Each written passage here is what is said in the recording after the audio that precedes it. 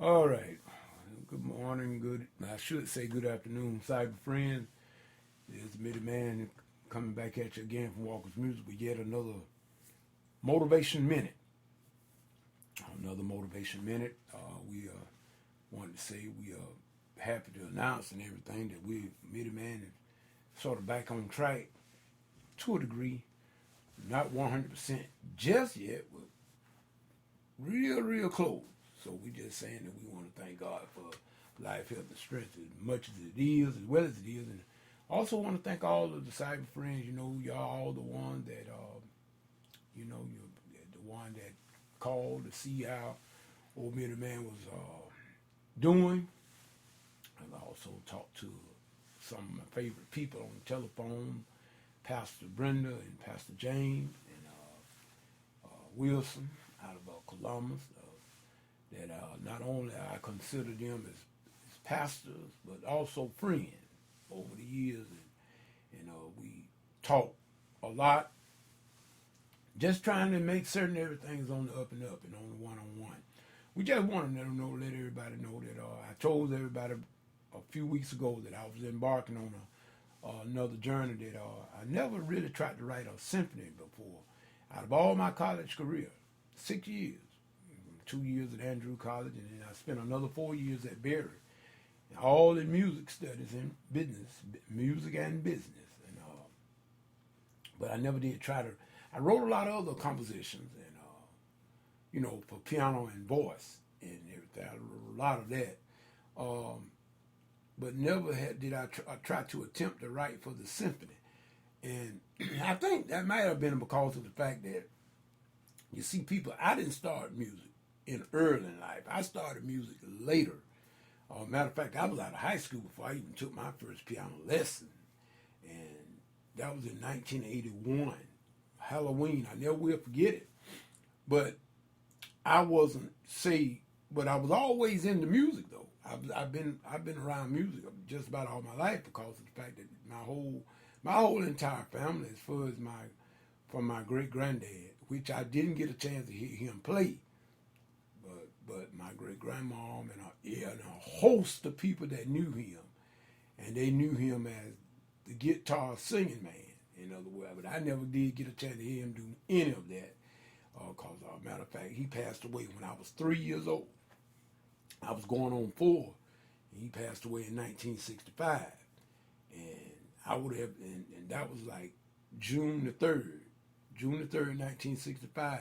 And see, I would have been 4 years old that same year in November. And but so I never did get a chance to hear him do any of that playing and everything. But I did hear a lot of his kids, which were my great uncles. In other words, every one of them children could play. All of his kids could play guitar and sing. Every one of them. And I don't know whether my granddad or my great granddad, I don't know whether he taught them that or not. I think they just picked it up by nature of the fact that him being a guitar player and singing. My great grandma used to tell me about how they used to go all over the county down in this area, and what they used to have something like what would I'm not sure white people might not understand what I say when I say a Saturday night supper. Yeah, white people may not know, and then some of them do know. Cause see, in other words, blacks didn't have all these clubs and things that they had readily available to go to. So what they did, when they came together, they came at different ones' houses. In other words, and they was all out in the country anyway. And I remember my grandmama carried me to a couple of them.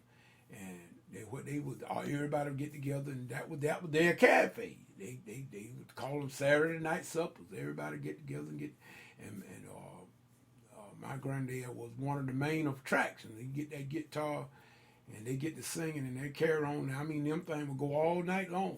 I mean, all night long.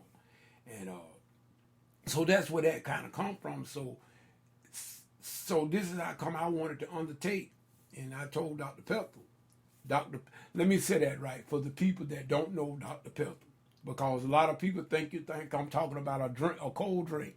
I'm not talking about the cold drink, Dr. Pepper. I'm not saying Dr. Pepper. His name is Dr. Pethel, P-E-T-H-E-L. And I said I was going to undertake the orchestra because I'm not a stranger to the instruments. In other words, I'm not a stranger to music, period. Been around it all my life. But I never did try to write for the orchestra. You see, that's one of the reasons why I'm so, right now I'm taking my time, no rush, taking my time. Because, see, hey, y'all, it's been some 30-something years since I was in college. You got to realize a lot of information is packed down in this here body. A lot of information. And, you know, I'm having to go back down and reach to try to bring some of that information back out. Because I haven't been using it for the last 30 years. So I had to go back and sort of get myself refreshed on transposition. Those of you that know about music, you know what I'm talking about. Those of you that don't, keep reading. Keep studying and learn something. If you hear somebody saying you don't know nothing about it, it is up to you to reach and research that. Just don't let people say stuff that you don't know. And don't you go and try to figure it out. Go and look and search it out. This is how you learn. We always let people, we let people announce things and to our minds and introduce us to stuff, and we don't even bother to try to figure it out. That's on your part. When I hear something that I don't know nothing about, I go search it out. But at any rate, that's how come I say we had to go and we dealt with this here. I don't know what in the world this mess was I had. But it was all in my head.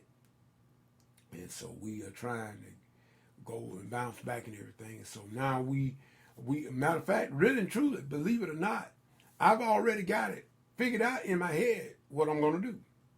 I already know what I'm going to do. All I got to do down there is transfer it to the manuscript paper. So once I do that, and then I want to produce it where I can kind of sit back and listen to it a little bit, and then we'll go from there. But at any rate, this is what's been going on the last few weeks. And like I said, through the ups and downs, never did really stop. I mean, the body got a little bit raggedy on me, but I never did really stop. And we still had to go through the rehearsals. We still had to go to church service.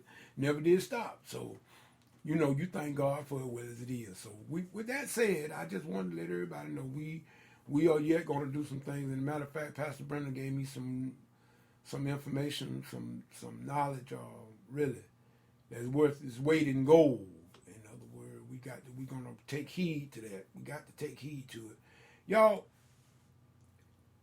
I've gotten to the place now where, you know, I think what I'm about to do is I'm gonna put it in everybody else's hand. I'm gonna put it in everybody else's hand.